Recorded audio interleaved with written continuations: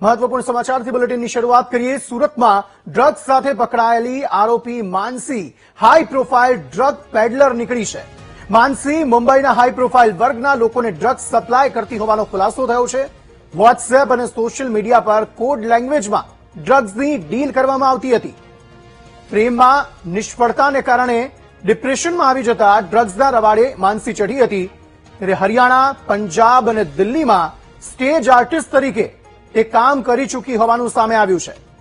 Malaysian એરલાઇન્સમાં air hostess તરીકે નોકરી પણ તેઓ કરતી હતી। ક્રાઇમ બ્રાન્ચે 1 કિલો ડ્રગ્સ સાથે માનસી સૈયદ સહિત અન્ય એકની ધરપકડ કરી હતી। હાલ બંને આરોપી 15 દિવસના પોલીસ રિમાન્ડ પર છે।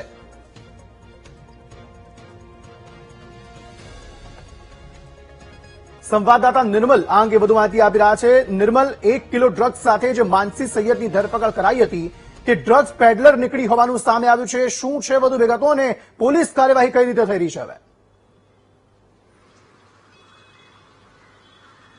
હવે ચોક્કસથી કે જે માનસી અને તેની સાથેનો જે સોહેલ શેખ હતો તેને બંનેની ધરપકડ કરવામાં આવી હતી। દિલ્હી મુંબઈ એક્સપ્રેસ હાઈવે એના ખાતેથી આ બંનેને ધરપકડ કરવામાં આવી હતી। ક્રાઇમ બ્રાન્ચને માહિતી મળી હતી કે મુંબઈથી બરોડાથી મુંબઈ તરફ જતા એક્સપ્રેસ હાઈવે પર જે એક કારમાં ડ્રગ્સ લઈને આવી રહ્યા હોવાની માહિતી પ્રાપ્ત થતા જ સુરત ગ્રામ્ય એસઓજી પોલીસની મદદ લેવામાં આવી હતી અને એના ટોલ નાકા પાસે આ ગાડીને ઝડપી પાડવામાં આવી હતી, જેમાંથી માનસી સૈયદ અને સોહેલ શેખની ધરપકડ કરવામાં આવી હતી। 977.61 ગ્રામ જેટલું મેફેડ્રોન ડ્રોન અને મુદ્દામાલ સહિત 30 લાખનો મુદ્દામાલ જપ્ત કરવામાં આવ્યો હતો। પોલીસ દ્વારા તપાસમાં સામે આવ્યું છે કે જે માનસી છે એ માનસી હાઈ પ્રોફાઇલ અને એલાઇટ વર્ગના લોકોને ડ્રગ્સ સપ્લાય કરતી હતી અને વોટ્સએપ અને સોશિયલ મીડિયાના માધ્યમથી કોડ લેંગ્વેજમાં આ ડ્રગ્સની ડીલ કરતી હોવાનો પણ ખુલાસો થયો છે।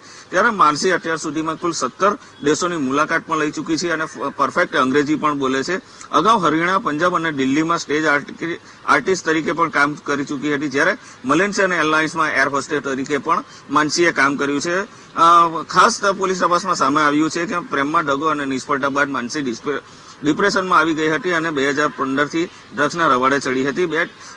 હાલ તો પોલીસે જે છે તે હાલ મુંબઈના હાઈ પ્રોફાઇલ ગ્રાહકો સાથે કોડ લેંગ્વેજમાં જે ડર્ટી ડીલ અંગે પણ તપાસ કરવામાં આવી છે। મહત્વનું છે કે માનસી જે અગાઉ પણ ઇન્ડો ક્રાઇમ બ્રાન્ચ દ્વારા 2021માં તેની ધરપકડ કરવામાં આવી હતી। ડ્રગ્સ સાથે તે પકડાઈ ગઈ હતી અને 4 વર્ષ જેલમાં પણ રહી ચૂકી હતી અને 31ની જે પાર્ટી હોય છે પાર્ટીમાં પણ માનસી ડ્રગ્સ સપ્લાય કરતો હોવાનું હાલ સામે આવ્યું છે। ત્યારે મુંબઈના જે ડ્રગ પેડલરો છે તે પણ માનસીના સંપર્કમાં હોવાનું સામે આવ્યું છે અને માનસી જે ડ્રગ્સ લઈને અને નાના પડીકા જે 1 ગ્રામના 2 ગ્રામના પડીકા બનાવીને આ ડ્રગ્સ પેડલરોને આપતી હતી અને ડ્રગ્સ પેડલરો મુંબઈમાં આ જે ડ્રગ્સ હતા તે વેચતા હોવાનું પણ પોલીસ તપાસમાં સામે આવ્યું છે। હાલ તો પોલીસે રિમાન્ડ મેળવી છે અને આ બીજા કોણ સંડોવાયેલા છે કે માનસીને બરોડા ખાતે જે રેલવે સ્ટેશન ખાતે જે ડ્રગ્સ આપનાર મહિલા છે તેની તપાસ હાથ ધરવામાં આવી છે।